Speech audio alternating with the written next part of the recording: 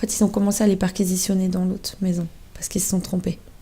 Donc il y a une maman et ses enfants, avec 2 petits-enfants. Donc ils sont rentrés, ils ont tout balancé, tout retourné les canapés, tout ça.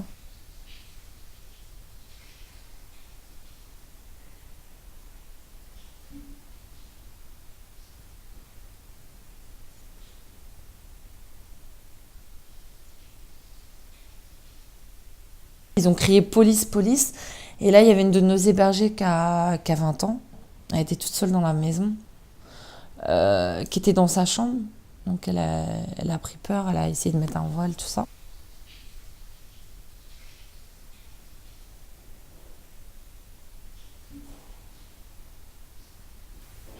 Ils ont tout mis en l'air, ils ont cassé des portes. Pendant ce temps-là, elle se faisait fouiller par les policières. Ils lui ont demandé pourquoi elle portait le voile, parce qu'elle était soumise, que c'était pas bien, mais qu'en fait, après, ils lui ont dit que c'était une petite coquine, enfin des trucs comme ça.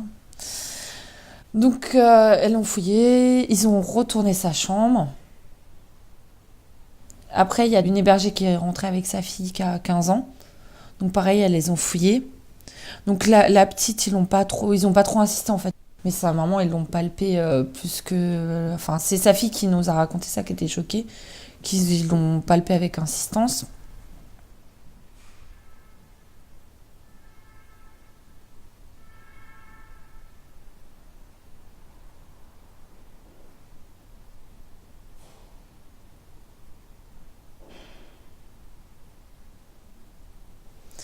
Donc, cette association, elle a pour but d'héberger des femmes euh, sans domicile et de les aider à se réinsérer socio-professionnellement. On donne une priorité aux femmes qui ont moins de 25 ans. Parce qu'en France, quand on a moins de 25 ans, on n'a aucune aide sociale.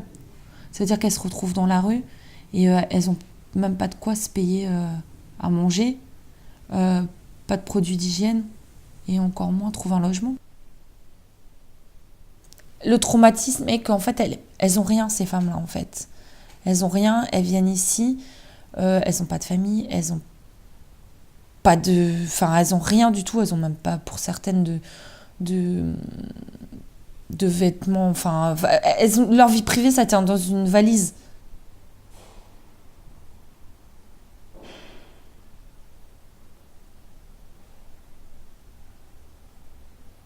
Beit, c'est maison en arabe, en hébreu, c'est notre maison. Des critères de religion, on n'a pas. Alors, pour l'instant, on n'a que des musulmanes parce que on communique auprès des personnes qu'on connaît, le bouche à oreille, tout ça. Truc après, quand j'aurai des subventions, peut-être qu'on pourra avoir des trucs plus grands, avoir plus d'argent peut-être pour communiquer. Et voilà.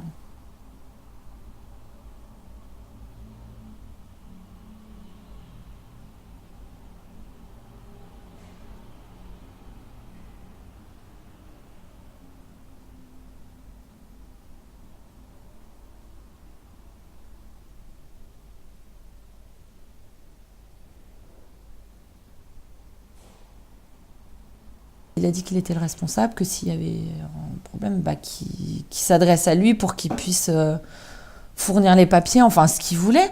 Et ils lui ont dit non, non, on verra plus tard. Pendant ce temps-là, ils continuaient la perquisition, puis ils sont partis.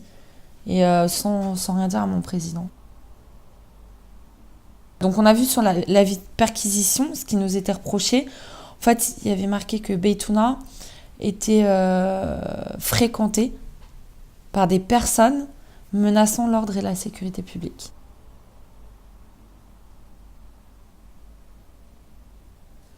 Et on n'a même pas eu une convocation au commissariat. C'est moi qui suis allée au commissariat le lendemain pour demander vraiment ce qu'on nous reprochait. On nous a dit, ouais, vous voyez, revenez plus tard parce qu'il était 18h et non, aucune garde à vue, aucune mise en examen, rien du tout.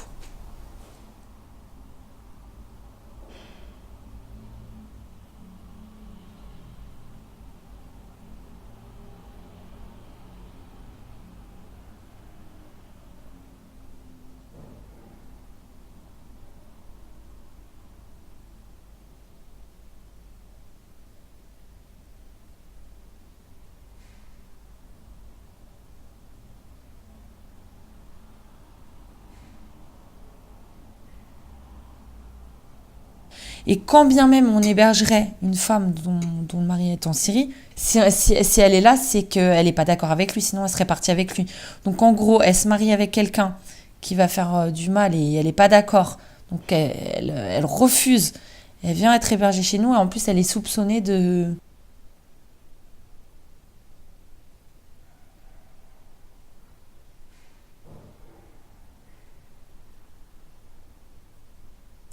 Sauf qu'il a aucun frère qui est décédé, ils sont tous en vie.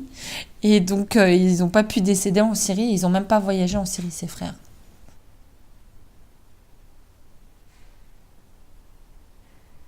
Qui viennent, il n'y a pas de souci, ils demandent les identités, ils demandent... Mais enfin, casser pour casser, je vois pas l'utilité en fait.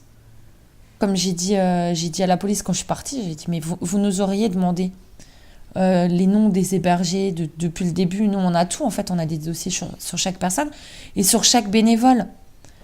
Nous, nos bénévoles, la plupart, c'est des assistantes sociales ou des éducatrices spécialisées. Il y en a qui travaillent pour l'État. Donc, si vraiment elles étaient un danger pour la sécurité publique, je pense qu'elles ne travailleraient pas dans leur domaine. Enfin, c'est injuste, parce qu'en fait, on pallie un manque de l'État. Si l'État faisait, entre guillemets, son travail, il n'y aurait pas des femmes dans la rue. Donc nous, on fait ça bénévolement. On loue une maison à nos frais avec des dons, tout ça, et ils viennent, ils cassent tout. Ils ont cassé un mur. On n'a même pas l'argent encore pour réparer toutes les portes. Même si j'étais pas présente, pour moi, c'est un choc quand même. Je pensais qu'ils allaient venir chez moi après. Donc je m'étais préparée. J'ai dû annoncer à mon fils. C'est compliqué d'expliquer à un enfant de 7 ans et demi que la police qui est censée le protéger risque de venir tout casser à la maison. Alors, j'ai pas dit qu'ils allaient tout casser, j'ai dit qu'ils allaient chercher, donc ils vont peut-être fouiller, renverser des choses. Mais c'est compliqué. Pourquoi ils ont attendu l'état d'urgence, ce truc, ils auraient pu venir depuis bien longtemps. L'association, elle est pas cachée. On l'a publié au journal officiel. Ils savent ce qu'on fait. Donc ils seraient venus depuis bien longtemps. C'est juste un prétexte. Donc en fait, c'est tout ça pour faire peur aux gens. Mais en attendant, ils passent des lois aberrantes. Comme ça, les gens, ils regardent, oh là là, les terroristes, les trucs. Et là, ils sont en train de diviser la France. Et ils passent des lois, la loi du travail. Alors là, ça passe. Alors on parle du voile, de la cantine, du port, de tout ce qu'on veut, sauf des vrais problèmes de société.